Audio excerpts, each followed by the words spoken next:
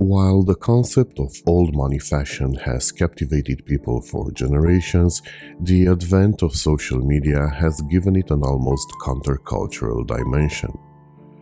Gathering close to 5 billion views, TikTok videos using the hashtag #OldMoney and its variations promote a departure from bling and logos to a style belonging to a timeless aesthetic. Nothing overtly ostentatious, just understated minimalist elegance through traditional designs and intricate details or craftsmanship. After taking the microbrand world by storm with their first release, Singapore-based Arcturus have spent no less than 6 years to fine-tune their sophomore offering, the Lion City 2 Vanda Tourbillon, a watch that makes old money elegance accessible to the rest of us blue-collared mortals. It is now available for pre-ordering via Kickstarter, and I am delighted to be able to share my impressions after spending 3 weeks wearing it. The dimensions of the LC2 are of course influenced by the caliber used, as a flying tourbillon needs a big footprint. However, the 44mm diameter of the case is partially offset by a rather compact 50mm distance between the tips of the stubby downturned lugs. The smooth curves of the cushion case are complemented by an all-polished finish with the exception of the top part of a step-down bezel that changes shape between the 5 and the 7, drawing one's gaze towards the exposed tourbillon. The step-down bezel also does a great job of compartmentalizing the profile of the case, with the oversized crown making it look even thinner than its 11.8mm measurement. I believe these photos showcasing the evolution of the design between different stages of prototyping will shed more light on the continuous process of refining the design. To me, it looks like the work of a sculptor turning a block of marble into a masterpiece. The improvements become, can you believe it, even more striking when looking at the next photo. This is not only the most beautiful caseback I've ever seen, this is the caseback whose design is the most consistent with the theme of the watch. The LC2's commercial name is Vanda Tourbillon, where Vanda is a reference to Singapore's national flower, the Vanda Miss Joaquim. The orchid is intricately cut out from the caseback itself, with the negative space finished to an insanely fine sandblasting. The eyelet below offers a sapphire crystal protected view of the caliber powering this watch. Coming from the same factory that equips the fabled Atelier Wen watches, the Peacock SL 5200 is notably one of the 3 flying tourbillon calibers Arcturus have tested. Beyond giving themselves room to refine the design, this is actually the best thing the delayed launch has brought, as it allowed the Singapore microbrand the time to not only test the calibers in the real world, but to also get a sense on how their manufacturers would respond to potential issues that such intricate machines might give their customers. And this has led to the Arcturus Promise. The Arcturus Promise is an unheard-of warranty post-warranty package that, in addition to a microbrand-leading 2-year warranty, will grant the owners of a Vanda Tourbillon 8 additional years of 50% discount on servicing and repairing their watches. This is not microbrand-leading, this is downright world-class. Framed by a brushed arch that reminds me of the old MGM logo, the beating heart of the watch is also its dial star. The layout is meticulously crafted to draw one's gaze on the hypnotic movements of what is a very handsome and tastefully decorated caliber literally floating inside its cage. In stark contrast to modern tourbillons and their confusing, impossible-to-read skeleton constructions, the Vanda's dials focus on an old-world, understated sophistication that gives them an elegant, versatile dimension. While the aventurine and the malachite dials add a touch of extravagance, the tuxedo guilloche model I'm holding is the more formal of the trio.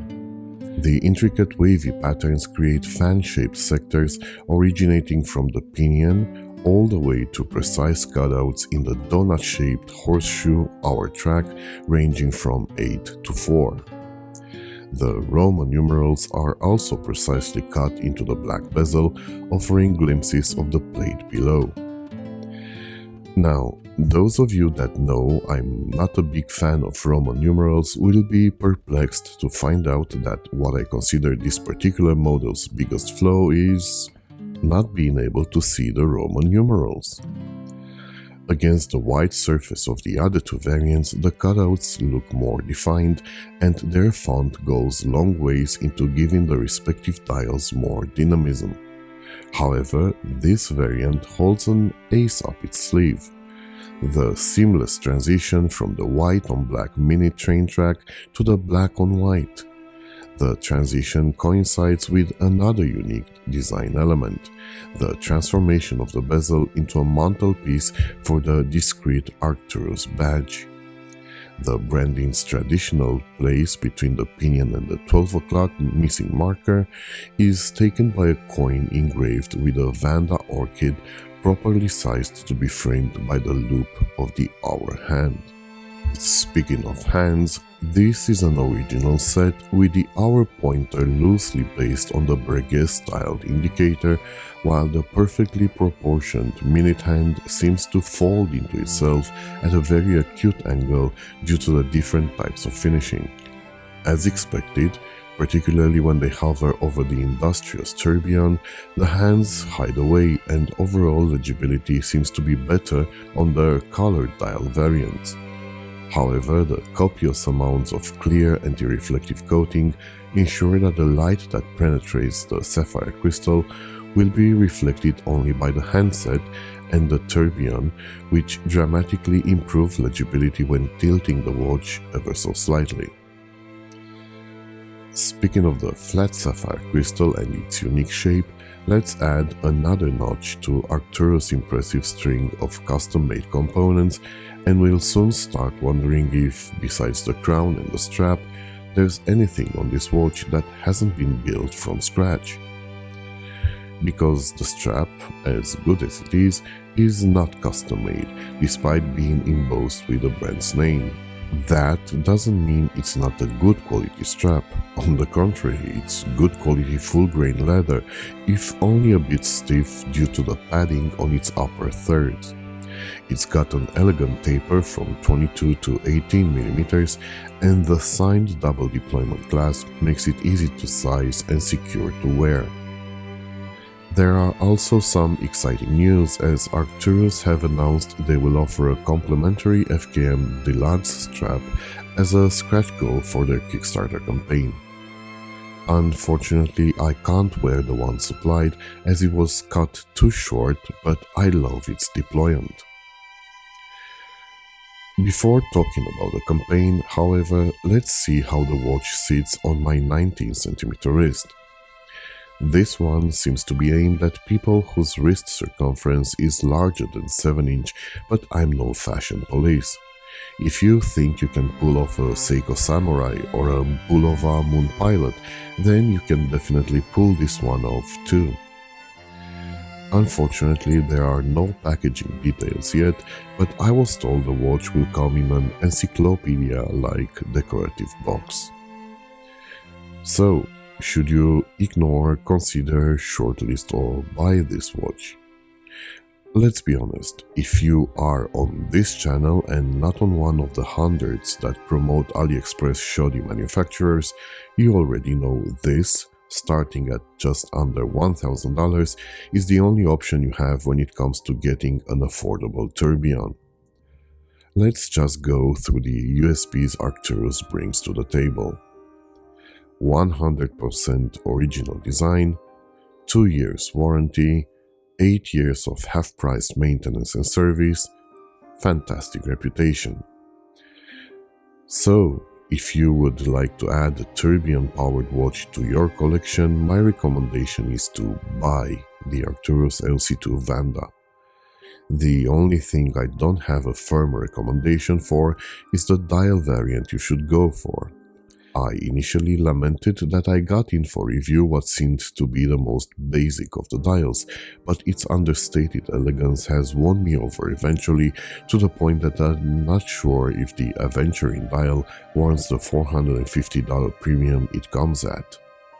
What I am absolutely positive of is that you will really enjoy wearing this watch. Alternatively, you can tune in the day after tomorrow to take a look at the watch I've just bought, check out this review of this compilation, and why not subscribe so you can be updated on my efforts to find the watch you want.